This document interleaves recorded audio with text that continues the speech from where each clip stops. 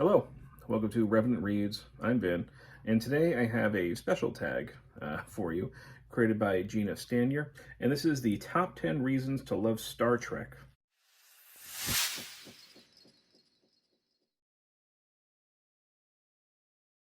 So for BookTube 2021, myself and some great co-hosts, including Gina Stanyer, are spending 5 months reading Star Trek fiction from August to December of this year, starting with the original series and going in production order to Enterprise. And in the spirit of that, Gina created this great tag all about Star Trek. She was originally making a list of the reasons she liked Star Trek, and then she realized it would become a pretty fitting tag, and I would agree. So let's get into this. For number one, she says, in Star Trek, technology has saved the world. We are currently living through the technological revolution. Tell us a way that technology has helped you. What's your favorite tech? I'd say my favorite tech is probably my phone. I don't think I'm terribly unique in that situation. I am recording this video right now using my phone. I edit on my phone. I upload from my phone. I do most of my stuff on my phone. I watch BookTube videos from my phone, especially when I'm doing chores and just kind of walking around the house, and I'll prop up the phone while I'm working. I use it to take notes, especially in like Google Docs on the phone, things like that. I have reminders on there. It's also my alarm clock. So that is probably my favorite piece of tech. Although I do just love modern technology in general. I'm not a technophile. I don't keep up with the latest stuff, but I certainly appreciate during the pandemic medical technology. I like having refrigerators. I like having air conditioning during heat waves. So I definitely am dependent and a lover of tech, even if I'm not entirely knowledgeable of it. But number two, cooking has become an art rather than something required for survival. By the next generation, Star Trek has gone vegan. In Deep Space Nine, Sisco prepares special meals to express his love. What is your favorite cookbook or food story? How do you eat? Do you like to entertain or cook for people? I don't have a favorite cookbook. I don't really think I have a favorite food story either. Maybe I do and I just don't realize it's a good story. But how do I eat? I concentrate on food when I eat. I love, okay, back up for a second. I do love having people over for dinner. I don't like cooking while they're here. When people come over, I want to be able to sit down and have a conversation. So I don't want to be distracted and being at a stove or anything like that during that whole time. So when I have people over to eat, I either cook something ahead of time that we can just kind of go up and grab, or I'm going to order food. That being said, when the food comes, I'm not somebody who talks a lot while while eating. I'm usually the first person done because I've just been quiet and eating the whole time, and then I'll digest while everybody else finishes the second half of their meal. So I do tend to eat kind of quickly. My tastes are pretty simple. I'm not a complicated eater at all. So yes, I do love having people over. I like to entertain people. I like to eat with people. I just don't like being distracted by cooking if I'm going to have people over. I'd rather concentrate on them and the conversation. Number three, there is no need to exchange money, and the quote, the acquisition of wealth is no longer the driving force in our lives. We work to better ourselves and the rest of humanity, end quote. And that's from Picard. What is your best money advice or money book or money YouTube channel? I am not experienced with just about any of those things. The only really money advice book that I read was one about how mortgages work before I bought a house. And that definitely came in handy. It definitely helped me. But I'm not somebody who goes seeking those sorts of things very often. My wife, she teaches high school and college level math. So she's kind of the numbers, finances person in the family. I defer most of that to her. She has a better grasp of the numbers than I do. My simple advice is things like, I don't, at least personally, I don't go out to bars. I like breweries and wineries. I'll do that, but I don't go to sports bars or anything like that. If I'm going out to dinner, I'm not going to order cocktails just because it is way too expensive. Just the obscene amount of money that that can cost you and how big the bill can go. So if I'm going to have drinks, especially with friends, we go to the liquor store, we buy the stuff, we bring it back, and we do it all in-house. Yeah, that's my money-saving tip, is go easy at the bars. Have people over. It's a lot cheaper. Number 4, they drink a lot of coffee and tea. I love the episodes where a convivial cup of coffee is served up on the bridge of the original series. What is your favorite beverage? Do you like going out for coffee? I do like going out for coffee. I don't do it very often, but like for instance, when I was doing my master's thesis, I had 2 professors that were working with me on that, and instead of going to the university, we would just go to a Starbucks all the time. We would just have coffees and talk. My thesis was about horror films, so we would just talk horror and films for an hour or 2 over some coffee. I do enjoy that. My favorite drink, though, I do like coffee. I know Michael K. Vaughan answered this. He is just a black coffee straight drinker. I do have a soft spot for hazelnut coffee. I do like that with just a little bit of cream, sometimes almond milk. I do like tea, and yes, I do drink Earl Grey tea. I first tried it because of Picard, but I found out I really do like it. I think ultimately I might actually like tea more than coffee, but I drink coffee a lot more. Not entirely sure why that is. I think in the morning I do like the coffee, but if it's the rest of the day, if I'm going to have a hot beverage, it's going to be tea. Soft drink. I do have a weakness for one soft drink, and I try to limit it as much as possible, but that would be Coke Zero Cherry. It's the only soda that I buy, the only one that I keep in the house, and I try not to drink it too often, just because of the artificial sweeteners and everything like that. But it is the one that I like the most. Non-soft drinks, hard drinks. If I'm going to have a beer, I love stouts. I like Belgian quads, wheat beers I really like. I'm a big fan of the malts. And sometimes I also drink wine, Cabernet Sauvignon, tawny ports. If it's straight alcohol, like spirits, like brandy and cognac, maybe some dark rum. Those are all good too. Number 5. All the Star Trek series attempt to address social issues of their time.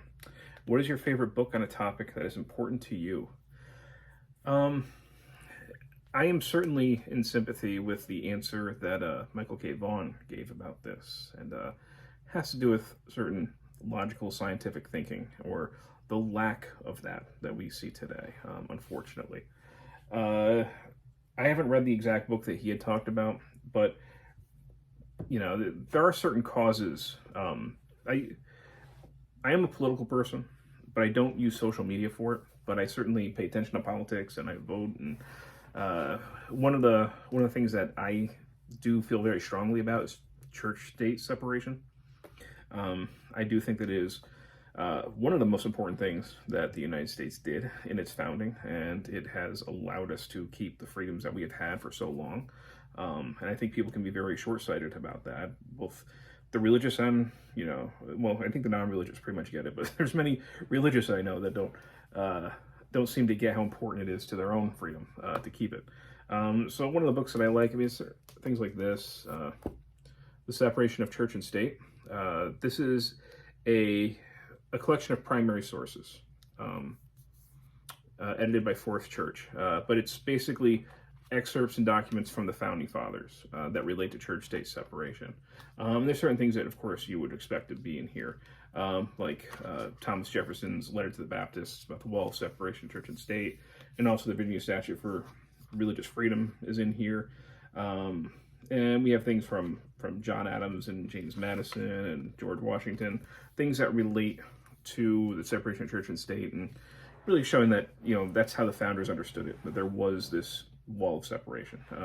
So anyway, that's something Related to that, something like this, Carl Sagan, The Demon Haunted World, Science is a Candle in the Dark. And this is really about how to tell science from pseudoscience, the effects that certain things like mythology or New Age thinking or not clear thinking, the consequences it can have and how we can overcome it.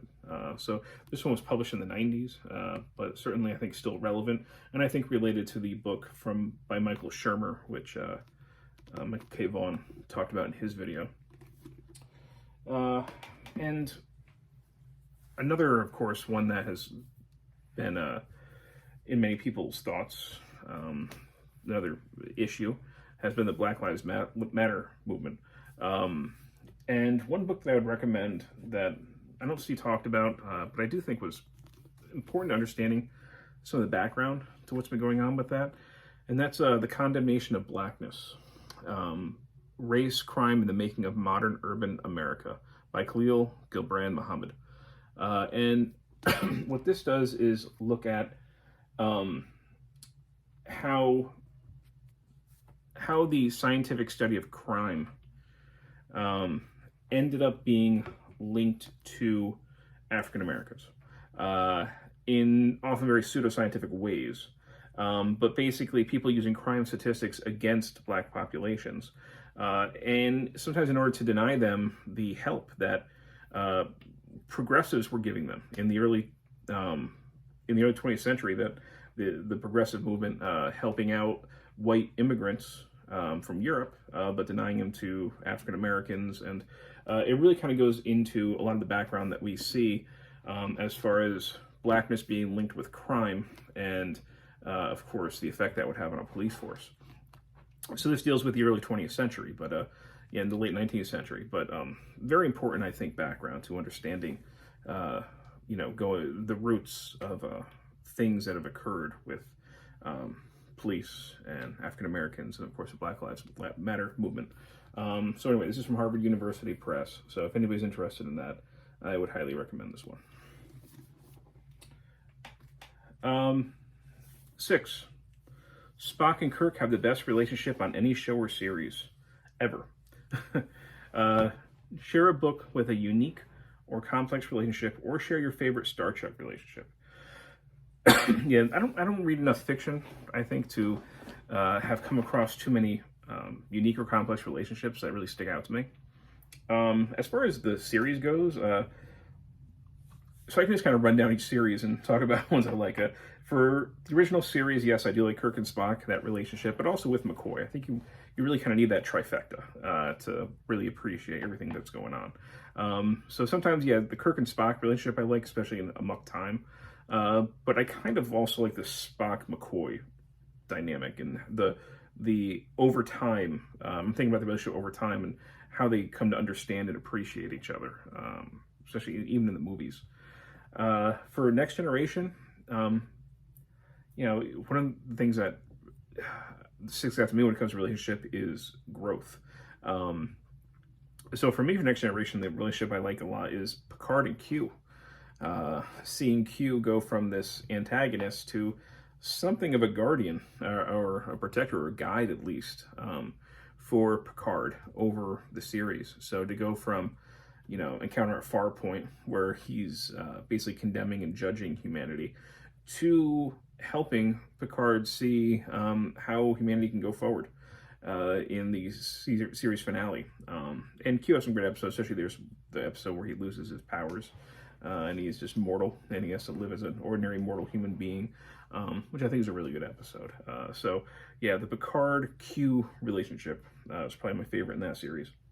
DS9, it's kind of similar. I'm going to go with Quark and humanity.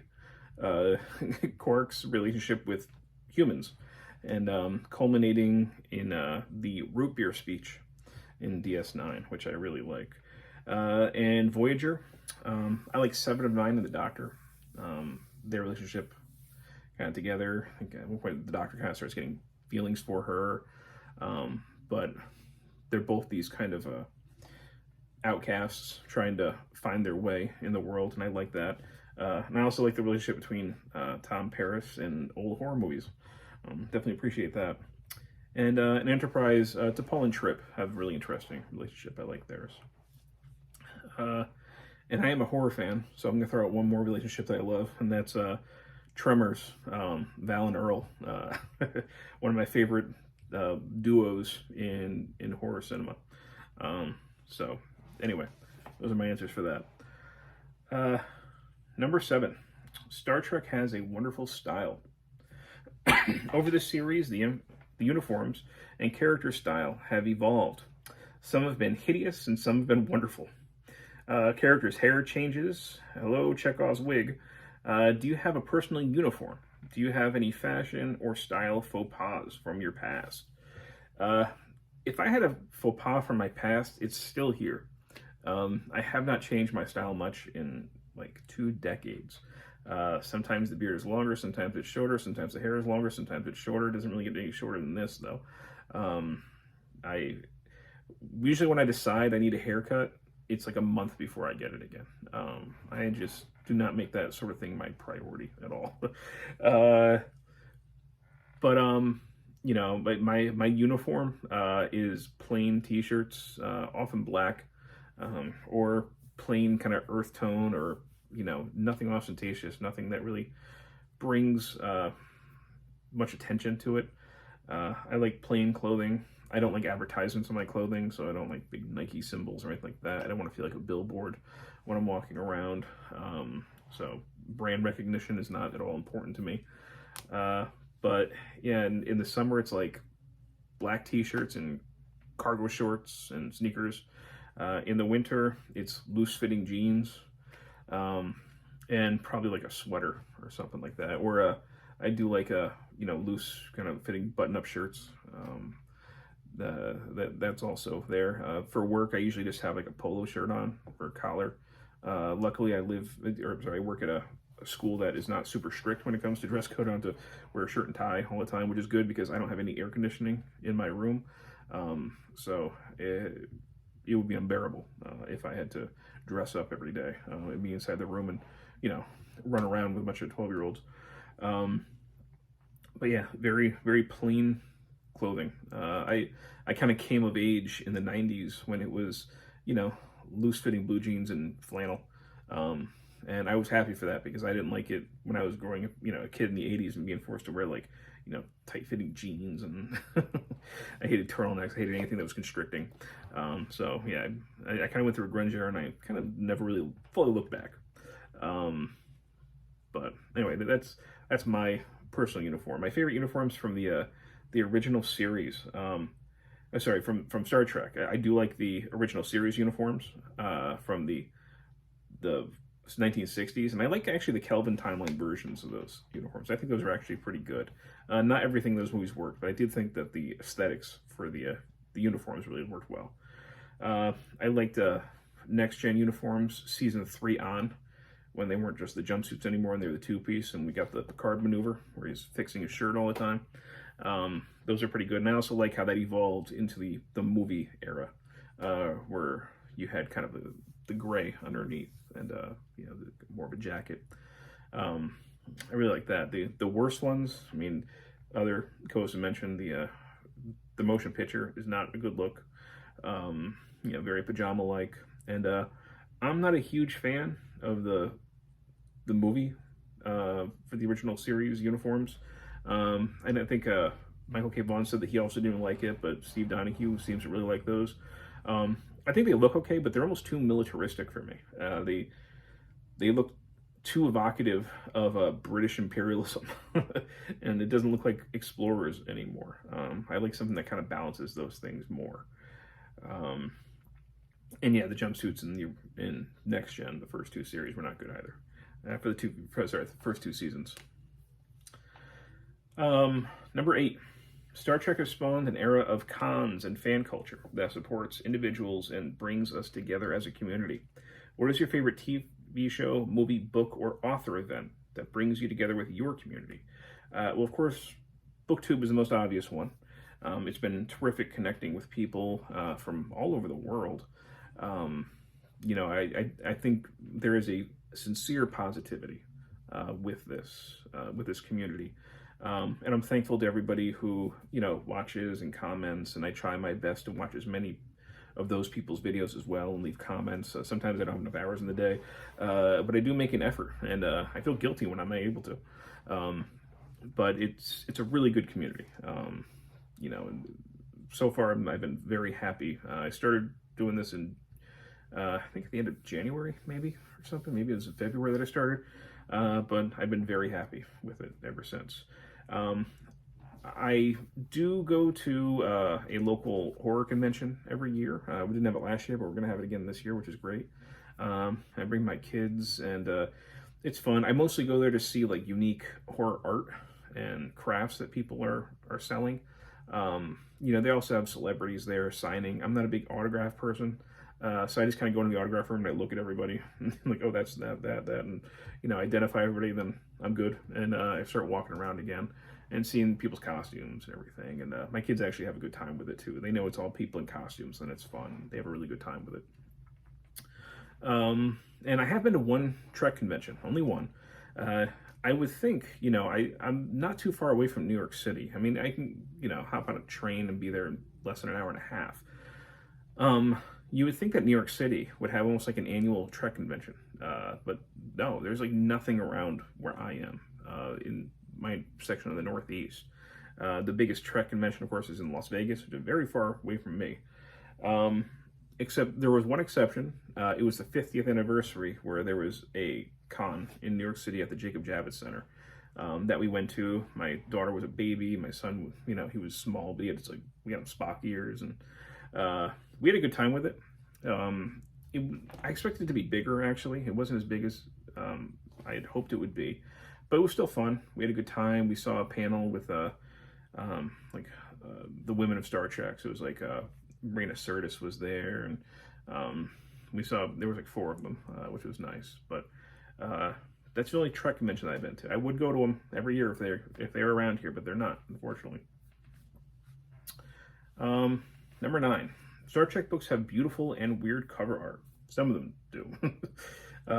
What is your favorite weird and beautiful book or book art? Show us your favorite books.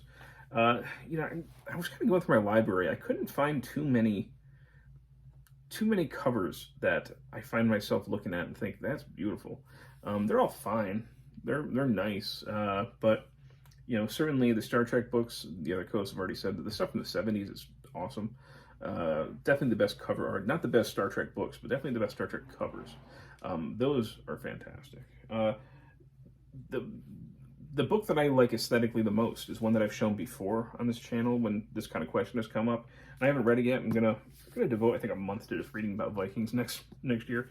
That's just History of the Vikings, Children of Ash and Elm. And I love the image and the color scheme, and that's fine. But this, I just think, is one of the most beautiful books that I have. I don't know if everybody would agree with that. Maybe there's other ones that I have that people would find much more appealing, but this is something that I consider certainly beautiful. Number 10. I love Star Trek's vision of hope for the future and the optimism that humans can create a better society. Me too. Data, Next Generation, wants to become more human-like.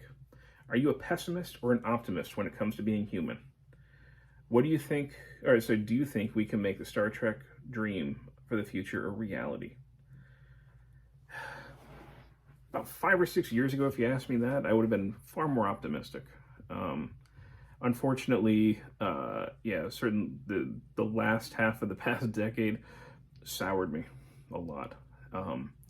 The amount of tribalism and fear-mongering and us versus them that was so readily embraced and was not forcefully condemned really disheartened me when it comes to,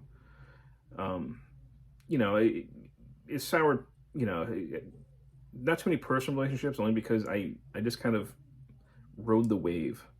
I had a hard time being with certain people who are very close to me in my life, like family members, who I would find them saying some of the most horrible, despicable things.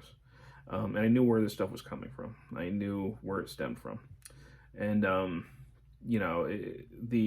the gloating and just the real maliciousness that I saw during the Trumpist era, which, hasn't really gone away. It's kind of, it's hibernating right now, but, it really soured me a lot for just even my own country, who I thought much better of. I thought much better of my own countrymen, and to see how many people were willing to put up with such despicable behavior, really. I'm not just on the president, I'm talking about other people, supporters. There's a house in my town that I drive by sometimes, and this guy has a flagpole outside of his house with a huge Trump flag on it. Just, think about what I'm saying right now. Even if you are somebody who is, sympathetic to Trumpism, this person took down an American flag and put up a Trump flag, right? If that doesn't say where the priorities lie, right? Embracing a cult of personality over what it would actually be patriotism. There was so much of that, and I'm in the Northeast, right? I'm not in a traditionally red state at all. Although, for local government, people tend to vote quite Republican. But there was a lot of it, and there was a lot of bitterness. And, it's after this most recent election, I have not seen the Democratic supporters be nearly as vindictive or angry or hateful in the way that they've treated that victory, I have to say. I'm a largely independent person. That certainly is. I am a liberal. I'm not like a woke, leftist or anything like that. But it's soured my hope for us to be able to get out of our own way. Of course, in the Trek universe, the Vulcans visit, and realizing that, because in the Trek universe, it gets worse before it gets better. Realizing that we're not alone in the universe is what helps to bring humanity together. But I'm not so sure that would actually happen, or if we wouldn't just, point fingers and find new ways to create enemies and to scapegoat people. So yeah, I really wish that we could make Trek a reality, but we would have to actually embrace reality. We would have to trust and understand and follow a more scientific path. But I don't see us doing that, not just a scientific path, but more of a humanist path as well. We have to get over the tribalism, over the us versus them, to embrace the we. And I just don't see people ready to do that.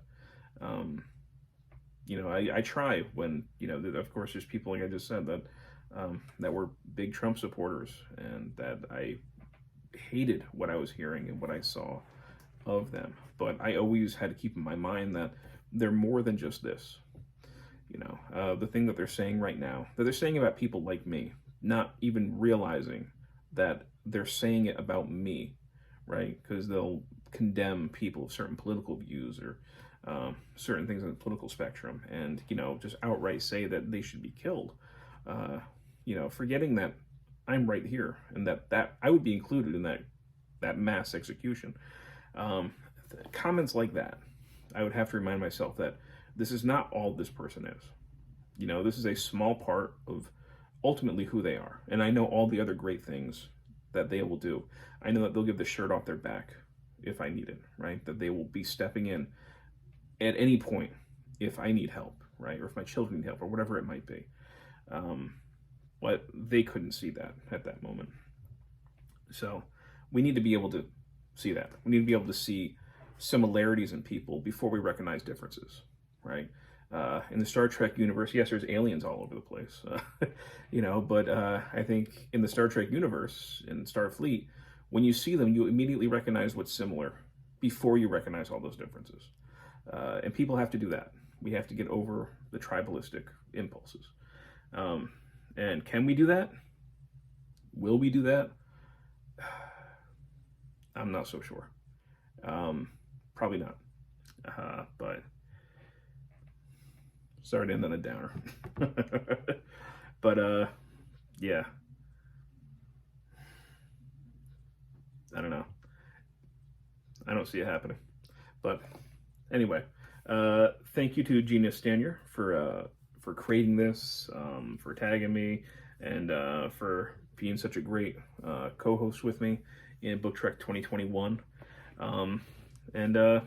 Yeah, we're gonna keep going on this journey, and even if it seems less and less likely, and maybe farther in the future than we would like, I still want to try and keep the Trek vision of the future and optimism alive as much as possible, as a father, as a teacher, as just a fellow human being and citizen. And maybe if enough of us will get on that train and and ride that rail, maybe it'll make a difference. But people got to speak out. Anyway, thank you, BookTube.